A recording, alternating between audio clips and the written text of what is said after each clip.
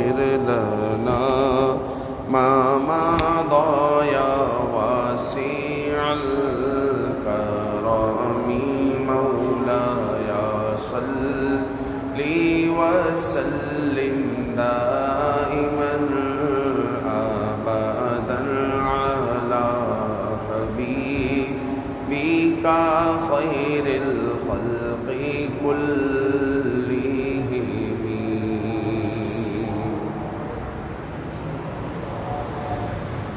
حمد و صلاۃ کے بعد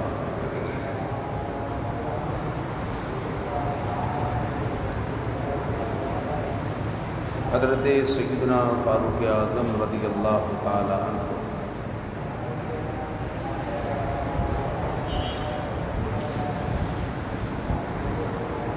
اسلام لانے سے پہلے بھی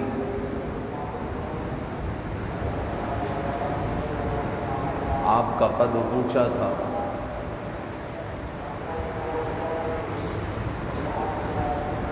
یعنی آپ کی ایک وجاہت تھی، عزت تھی، رفعت تھی، پڑھے لکھے تھے.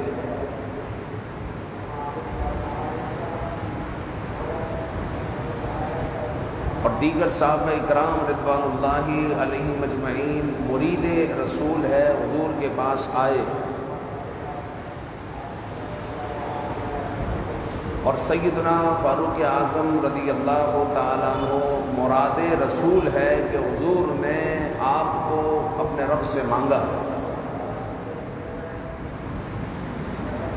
حضور علیہ السلام نے دعا کی ہے، اللہم اعز الاسلام بعمر بن الخطاب، اے اللہ عمر بن خطاب کے ذریعے اسلام کو عزت عطا فرما. اور پھر رب ذوالجلال نے حضور علیہ السلام کے قدموں میں فاروق اعظم کو بھیج دیا اور فاروق اعظم آ گئے اور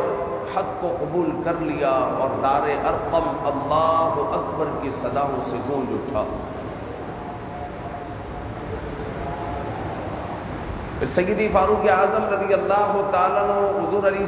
السلام کی ظاہری حیات طیبہ کے بعد صدیق اکبر رضی اللہ تعالیٰ عنہ کے ساتھ رہے اور آپ کے اہم مشیر رہے. اور فاروق اعظم رضی اللہ تعالیٰ عنہ واحد خلیفہ ہیں جن کو حضرت صدیق اکبر رضی اللہ تعالیٰ عنہ نے اپنی حیات طیبہ میں نامزد کر دیا تھا کہ میرے بعد خلافت کی ذمہ داریاں عمر کے ذمہ ہے.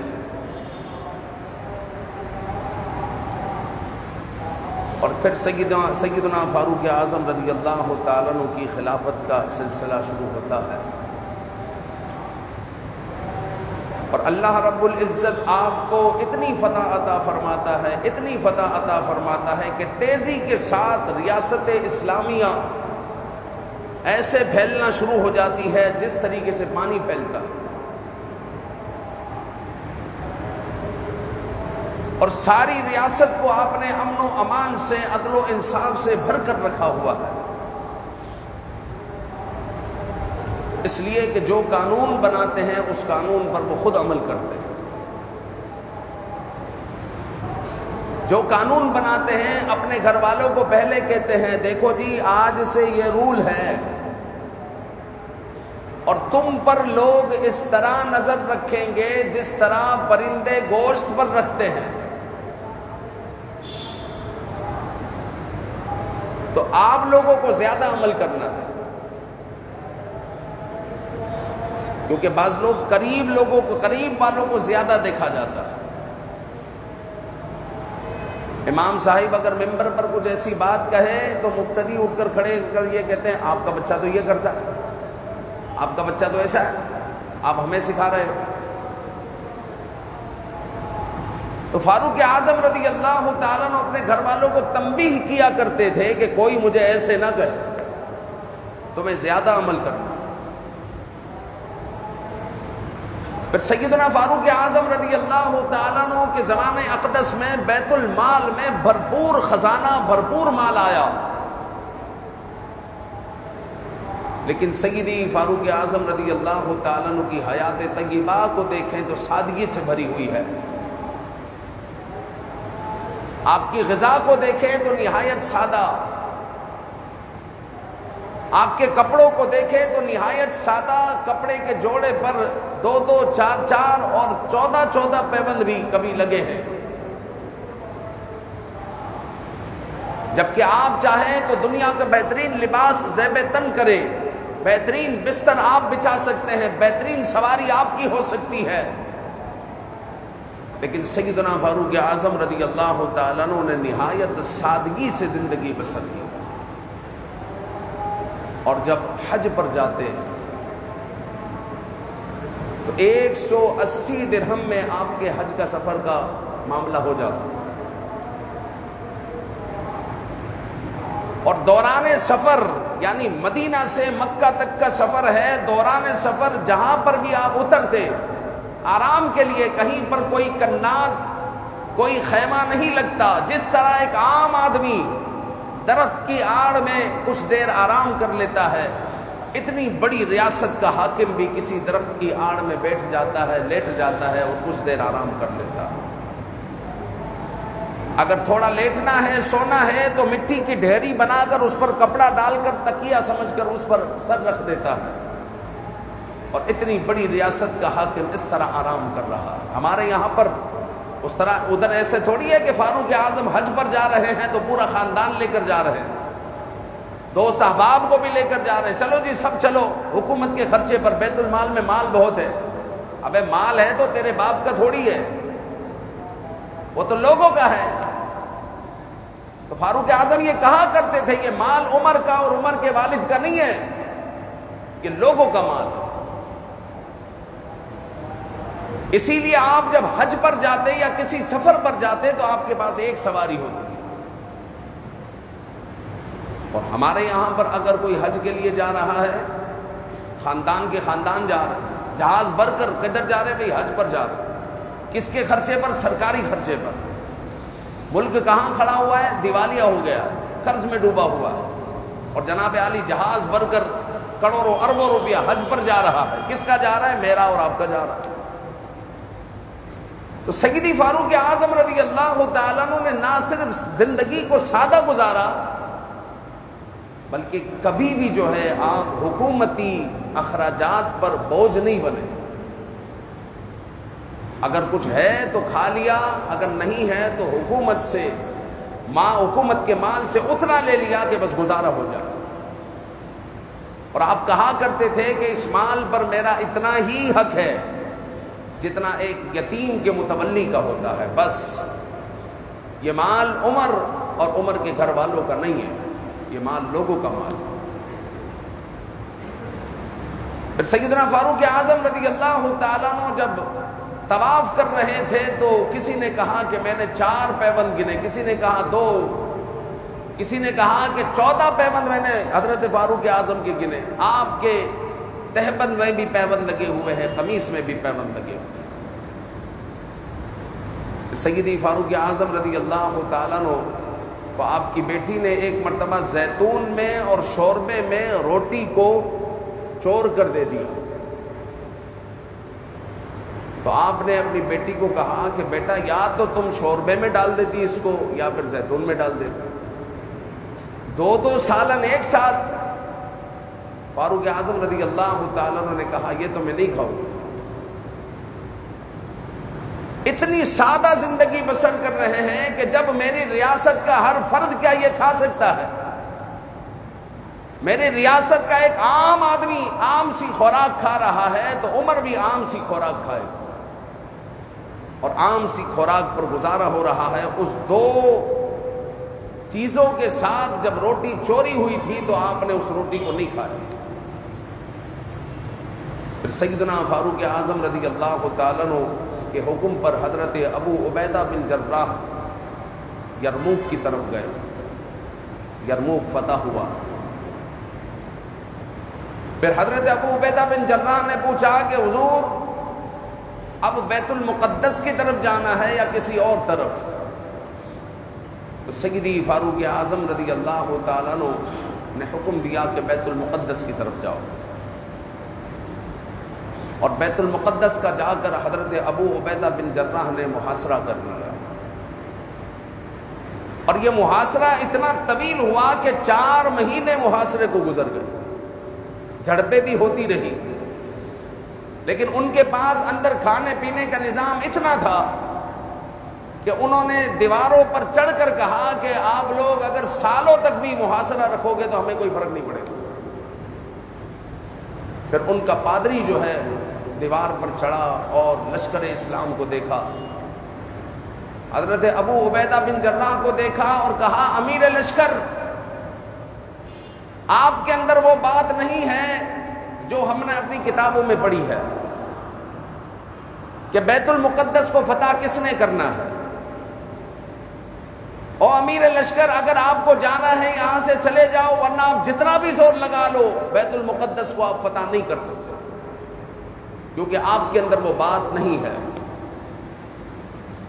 حضرت ابو عبیدہ بن جراح نے کہا کہ پھر کون کرے گا فتح؟ اس نے کہا کہ میں ساری باتیں تو تمہیں نہیں بتا سکتا، ہاں اتنا ضرور ہے کہ وہ محمد صلی اللہ علیہ وآلہ وسلم کے صحابی ہوں گے، نام ان کا عمر ہوگا۔ اس قدر نشانیاں ان کے پاس موجود تھی عیسائیوں کے پاس۔ پھر حضرت ابو عبیدہ بن جراح اسی بات سے سمجھ گئے، حضرت فاروق اعظم کو لیٹر لکھا اور کہا کہ یہاں پر ایسی بات ہوئی ہے، اور وہ لیٹر لے کر قاصد جو ہے جب پہنچے، فجر کا وقت ابھی نہیں ہوا تھا، حضور علیہ الصلوۃ والسلام کو سلام کیا، مسجد نبوی میں انتظار کیا، حضرت فاروق اعظم فجر کے لیے آئے، لیٹر پیش کیا، فجر کے بعد مشاورت ہوئی تو مولا علی رضی اللہ تعالیٰ عنہ نے مشورہ دیا کہ حضور آپ کو جانا چاہیے۔ پھر سیدی فاروق اعظم رضی اللہ تعالیٰ عنہ نے اتنا طویل سفر، مدینہ منورہ سے بیت المقدس کا سفر 700 میل کا سفر تھا اس وقت، آپ نے طے کیا۔ کس کے ساتھ؟ 50 گاڑیوں کے ساتھ اور 50 اونٹوں کے ساتھ نہیں، ایک اونٹ اور ایک خادم کے ساتھ بس۔ کبھی اونٹ پر خود بیٹھتے ایک منزل تک، جب ایک منزل پوری ہو جاتی تو اب خادم کو بٹھا دیتے اور خود اونٹ کو چلاتے تھے، پھر خادم اترتا تو خادم اونٹ کو چلاتا، پھر خود اترتے تو خود اونٹ کو چلاتے۔ اس طرح 700 میل کا جو ہے آپ نے سفر طے کیا اور بیت المقدس پہنچے، اور بیت المقدس جب پہنچے تو اتفاقاً اس وقت خادم کی باری تھی۔ خادم ہاتھ جوڑنے لگا کہ حضور میں نیچے آ جاتا ہوں، برائے کرم آپ اوپر آ جائیں، تو آپ نے کہا نہیں تمہاری باری ہے، بیٹھے رہو۔ اور سارا مجمع دیکھ رہا ہے کہ امیر المؤمنین اونٹ کو کھینچ رہے ہیں اور خادم اونٹ پر بیٹھا ہوا ہے۔ پھر سیدی فاروق اعظم رضی اللہ تعالیٰ عنہ حضرت ابو عبیدہ سے ملے رضی اللہ تعالیٰ عنہ۔ حضرت ابو عبیدہ بن جراح رضی اللہ تعالیٰ عنہ کے ساتھ چل رہے ہیں، پانی آیا تو آپ نے اپنے موزے اتار کر اپنے کاندھوں پر رکھ دیے، تو ابو عبیدہ بن جراح رضی اللہ تعالیٰ عنہ کو اچھا نہیں لگا۔ آپ نے کہا کہ حضور عیسائی لوگ بھی یہاں موجود ہیں، کہ فصیلوں سے بھی ہمیں تاکا جا رہا ہے، دیکھا جا رہا ہے، حضور موزے آپ نے یہاں رکھ دیے ہیں، یعنی آپ کہنا چاہ رہے تھے اگر اتارے ہی ہیں تو جیب میں رکھ لیں، یہاں کیوں رکھے ہیں؟ تو سیدی فاروق اعظم رضی اللہ تعالیٰ عنہ نے کہا ابو عبیدہ اگر تمہاری جگہ پر کوئی اور ہوتا تو میں اس کو سزا دیتا، ہماری عزت اس موضع میں نہیں ہے۔ آج اگر ہمارے پاس عزت ہے، لوگ ہمارے پیچھے چلتے ہیں، اتنی بڑی ریاست کو ہم چلا رہے ہیں، تو یہ صرف اسلام کا فیضان ہے، ہمیں اسلام نے عزتیں دی ہے، اسلام نے رفعتیں دی ہے، ان موضوع میں ہمارے لیے عزت ہے، ان جوتوں میں ہمارے لیے عزت ہے۔ پھر حضرت ابو عبیدہ بن جراح نے یہ بھی عرض کی کہ حضور سامنے یہ عیسائی ہے، بڑے بڑے ان کے پادری ہیں، شاہانہ لباس انہوں نے پہنے ہوئے ہیں، آپ بھی اچھا لباس پہن لیں، اچھے گھوڑے پر سوار ہو جائیں، اونٹ پر سواری نہ کریں۔ حضرت ابو عبیدہ بن جراح کی اس پیشکش کو بھی آپ نے قبول نہیں کیا، اور آپ اسی حال میں، اس حال میں کہ آپ کے کپڑوں پر 14 پیوند لگے ہوئے تھے، اور آپ رضی اللہ تعالیٰ عنہ اس قلعے کی طرف آپ چلے گئے، اور قلعے سے جب سب سے بڑا جو ان کا پادری تھا حضرت فاروق اعظم کی طرف دیکھا تو اس نے آواز بلند کی کہ آ گیا وہ شخص جس نے بیت المقدس کو فتح کرنا۔ اور حضرت فاروق اعظم رضی اللہ تعالیٰ عنہ کا انہوں نے سامنا کیا، اور سیدی فاروق اعظم رضی اللہ تعالیٰ عنہ کے سامنے ایسے ہی چابیاں رکھ دی، کہا کہ بیت المقدس فتح ہو گیا، یہ آپ کے حوالے، ہم آپ کی ہر بات ماننے کو تیار ہیں۔ پھر معاہدہ ہوا، اور اس معاہدے میں ایک اہم بات ہے کہ اس وقت فاروق اعظم رضی اللہ تعالیٰ عنہ کے دور اقدس میں جو عیسائیوں نے لکھوائی کہ ہم بیت المقدس کی چابیاں آپ کے حوالے کر رہے ہیں، لیکن یہاں پر یہودی قابض ہونا چاہتے ہیں، آپ یہودیوں کو یہاں پر بسنے نہیں دیں گے، یہاں پر ان کا مقدس مقام ہے، دیوار گریا جہاں پر آج بھی یہ لوگ سر مارتے ہیں، یہودیوں کو یہاں پر بسنے نہیں دیں گے، وہ آئے اور چلے جائے، بسنے نہیں دیں گے۔ فاروق اعظم رضی اللہ تعالیٰ عنہ نے ان کے معاہدے کو قبول کیا، اور حضرت فاروق اعظم نے کبھی یہودیوں کو وہاں بسنے نہیں دیا، اور یہ سلسلہ چلتا رہا سلطنت عثمانیہ تک۔ عثمانیوں نے بھی کبھی یہودیوں کو بیت المقدس پر بسنے نہیں دیا۔ پھر سلطنت عثمانیہ کو جب مغرب نے ڈھایا اور طرح طرح کی اس میں فسادات پیدا ہو گئے اور سلطنت عثمانیہ ختم ہو گئی، پھر سعودی آئے حجاز مقدس میں، اس کا نام آج تک حجاز مقدس تھا، جس کو آج سعودیہ کہتے ہیں، یہ حجاز مقدس تھا۔ تو حجاز مقدس میں ان کو بسایا گیا اور انگریز ان کو لے کر آئے، اور پھر اس کے بعد جو ہے یہودیوں نے یہاں پر جگہ خریدنا شروع کی اور یہاں پر یہ بسنا شروع ہوئے، اور اس طرح جو ہے یہ فلسطین پر قابض ہو گئے۔ اور حضرت قائد اعظم کہتے تھے کہ یہ اسرائیل جو ہے یہ ایک ناجائز ریاست ہے، ہم نے آج تک پاکستان نے اسرائیل کو تسلیم نہیں کیا، اور ہمارے پاسپورٹ پر آج بھی لکھا ہوا ہے کہ یہ پاسپورٹ دنیا کے ہر ملک کے لیے کارآمد ہے، اور سوائے اسرائیل کے، اسرائیل اس پاسپورٹ پر آپ نہیں جا سکتے، اس لیے کہ ہم اسرائیل کو مانتے ہی نہیں ہیں۔ تو یہ فاروق اعظم رضی اللہ تعالیٰ عنہ سے عیسائیوں نے معاہدہ کیا تھا۔ آج آپ دیکھ لیں کہ آج جو ہے عیسائی اور یہودی دونوں مل گئے ہیں مسلمانوں کو پچھاڑنے کے لیے، یہ مسلمانوں کا ہمیں تہس نہس کرنا ہے، لیکن مسلمان ہے کہ اٹھنے کے لیے تیار نہیں۔ لندن کے ایک میوزیم میں یا کسی ایک میوزیم میں جو ہے مسلمان تھا اور سجدے میں تھا، کسی نے مجسمہ بنایا ہوا تھا، سجدے میں تھا، اور اس پر ایک عیسائی کھڑا ہوا تھا، اور اس عیسائی پر ایک یہودی بیٹھا ہوا تھا، اور جب جو ہے اس مجسمے کو کوئی دیکھتا تو وہ مذاق اڑا تھا کہ یہ مسلمانوں کا حال ہے۔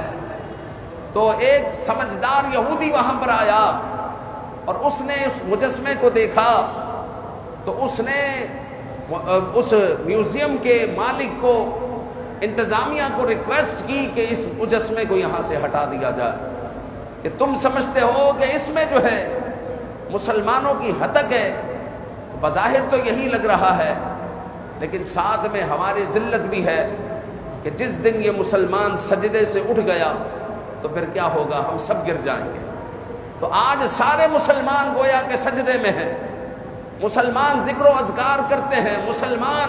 نمازیں پڑھتے ہیں، اگرچہ ہمارا 1% 2% یہ کر رہا ہے، لیکن مسلمان علم جہاد کو بلند کرنے کے لیے تیار نہیں۔ اور جس دن علم جہاد بلند کر لیا انہوں نے تو پھر رب ذوالجلال کا وعدہ ہے وَأَنْتُمُ الْأَعْلَوْنَ إِن كُنتُم مُؤْمِنِينَ، تم ہی غالب رہو گے اگر تم مومن ہو، تو اللہ تمہیں ہی غالب فرمائے گا اگر تم مومن ہو۔ آج مسلمانوں کی حالت زار آپ کے سامنے ہے کہ کس طرح فلسطینیوں پر ظلم و ستم کے پہاڑ توڑے جا رہے ہیں، اور چہار جانب مسلمان ہیں، اسرائیل کے ارد گرد سب مسلمان ہیں، یہ لبنان، یہ مصر، اور جناب علی شام، اور جناب علی ارد گرد سب مسلمان ہیں، لیکن کوئی مسلمان کے اندر تپڑ نہیں ہے کہ اسرائیل کو پیس کر رکھ دے۔ ایمانی قوت کم ہو گئی ہے، ایمانی قوت کم ہو گئی ہے، ورنہ حضور علیہ السلام نے فرمایا مسلمان دوسرے مسلمان کو قوت دیتا ہے، جس طرح ایک دیوار دوسری دیوار کو قوت دیتی ہے، کہ جس طرح یہ پلر نہ ہو صرف دیوار آپ بنا دے تو وہ دیوار میں کوئی مضبوطی نہیں ہے، اگرچہ نیچے جو ہے آپ کیسے ہی اچھے بلوک اور کتنا ہی اچھا مسالہ استعمال کر لیں، لیکن اسی دیوار کے ساتھ ایک اور دیوار کو آپ جوڑ دیں، پھر اس کے ساتھ ایک اور دیوار کو آپ جوڑ دیں، اس کے ساتھ ایک اور دیوار کو جوڑ دیں تو یہ ہو گئی 4 دیواری۔ ہر دیوار نے دوسری دیوار کو مضبوط کیا ہوا ہے۔ سرکار علیہ الصلوۃ والسلام نے فرمایا مسلمان بھی ایک دوسرے کو اسی طرح تقویت دیتے ہیں، اور حضور علیہ الصلوۃ والسلام نے فرمایا مومن کی مثال ایسی ہے جیسے ایک جسم کی مانند، جب اس کے ایک جسم پر کسی جگہ پر تکلیف ہوتی ہے، کانٹا چبھتا ہے تو سارا جسم اس تکلیف کو محسوس کرتا ہے، لیکن آج امت فلسطینیوں کی تکلیف کو محسوس نہیں کر رہی۔ وہاں پر 50,000 لوگوں کو شہید کیا جا چکا ہے، لیکن آج امت کے حکمران اس تکلیف کو محسوس نہیں کر رہے۔ وہ محمد بن قاسم جس کا ایمان کامل تھا اور راجہ داہر نے ایک عورت کو ستایا، اس عورت نے یہاں سے صدا لگائی، محمد بن قاسم پر کے پاس صدا پہنچی، پیغام پہنچا، اور محمد بن قاسم یہاں پر سندھ فتح کرنے آ گئے اور سندھ فتح کر دیا، اور راجہ داہر جیسے ہندوؤں کو نیست و نابود کر دیا اور سندھ کو باب الاسلام بنا دیا۔ یہ ہوتا ہے ایمان اور ایمان کی تقویت۔ آج ہمیں دور دور تک 57 اسلامی ممالک میں یہ نظر نہیں آ رہا، بیت المقدس کے لیے کوئی بولتا ہوا نظر نہیں آ رہا جس کو فاروق اعظم نے فتح کیا تھا، اور پھر جو ہے جس کو صلاح الدین ایوبی نے فتح کیا تھا، اور پھر وہ مسلمانوں کے پاس ہی رہا۔ آج یہود اس پر قابض ہو چکے ہیں اور ہمارے فلسطینی بھائیوں کو بے دردی سے مار رہے ہیں، لیکن اسلامی دنیا سے کہیں سے بھی صدا نہیں آ رہی۔ یاد رکھیں کہ ہم بہت بڑے مجرم ہیں، بہت بڑے مجرم ہیں، کیونکہ قرآن جہاں پر نماز، روزہ، حج، زکوٰۃ کا حکم دیتا ہے وہیں پر جہاد کا بھی حکم دیتا ہے، اور مسلمانوں نے جہاد کو اور مسلم حکمرانوں نے جہاد کو مکمل طور پر ترک کر دیا ہے، اور یاد رکھیں کل قیامت میں اس کا جواب دینا ہوگا۔ ہم عوام تو کڑ رہے ہیں کہ عالم جہاد بلند ہونا چاہیے اور اہل اسلام کو میدان میں اترنا چاہیے، بیت المقدس کو فتح ہونا چاہیے، لیکن ہمیں جو ہے اسلامی ممالک خاموش نظر آ رہے ہیں۔ یاد رکھیں کہ آج اگر بیت المقدس کے لیے آپ بات نہیں کریں گے تو کل اگر کعبے پر قبضہ ہوتا ہے تو آپ کے بچے کعبے کے لیے بھی بات نہیں کریں گے۔ یہ یاد رکھیں، آپ کل مدینے پر بھی قبضہ ہوتا ہے تو آپ کے بچے مدینے پر بھی بات نہیں کریں گے، اس لیے کہ اسرائیلیوں کا جو منصوبہ ہے وہ گریٹر اسرائیل کا منصوبہ ہے۔ یہ بہت دور کی سوچ رہے ہیں کہ ہمیں مدینہ تک قبضہ کرنا ہے، ان کا نقشہ ان کے نقشے میں موجود ہے کہ مدینے تک ہمیں اتنی ساری ریاستوں پر قابض ہونا ہے۔ گریٹر اسرائیل کا جو ان کے پاس نقشہ ہے، آج اگر بیت المقدس کی آپ بات نہیں کریں گے، آپ نہیں کڑیں گے تو آپ کے بچے کو بھی پھر مکہ کی اور مدینہ کی کوئی فکر نہیں ہوگی۔ آپ بولیں گے کیوں نہیں ہوگی؟ بھائی مکہ ہمارا کعبہ ہے، ادھر جو ہے کعبۃ اللہ ہے، ہم وہاں رک کر نماز پڑھتے ہیں، تو بیت المقدس بھی ہمارا کعبہ ہے، بیت المقدس بھی ہمارا قبلہ اول ہے۔ جب اس کے لیے ہم کڑ نہیں رہے، پریشانی نہیں ہو رہی، تو کل اگر ہمارا بچہ ہوگا تو کعبے پر بھی قبضہ ہو جائے گا، تو ہمارے بچے کو پھر کعبے کے لیے بھی کوئی پریشانی نہیں ہوگی۔ لہٰذا